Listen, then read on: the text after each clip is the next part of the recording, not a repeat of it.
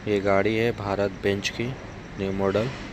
इसका प्रॉब्लम ये है कि सही से चार्जिंग नहीं दे रहा है और कभी कभी स्टार्टिंग का प्रॉब्लम आ रहा है।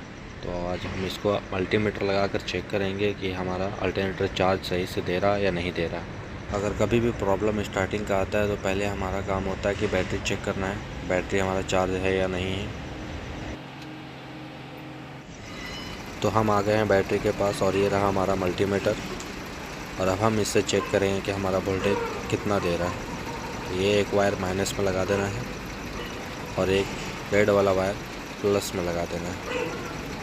और हमारा मल्टीमीटर मोड जो है वो वोल्टेज में रखना है, 200 वोल्टेज पे सेट कर देना है, क्योंकि हमारा 24 वोल्ट बैटरी डबल बैटरी में चेक कर रहे हैं। और ये हमारा गाड़ी चालू है और देख सकते हैं 28.2 चार्जिंग निकाल रहा है।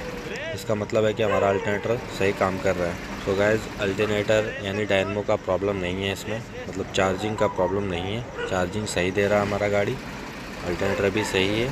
तो मैं इसमें बैटरी चेक कर लूँगा, दोनों बैटरी में से कौन सा बैटरी में प्रॉब्लम है।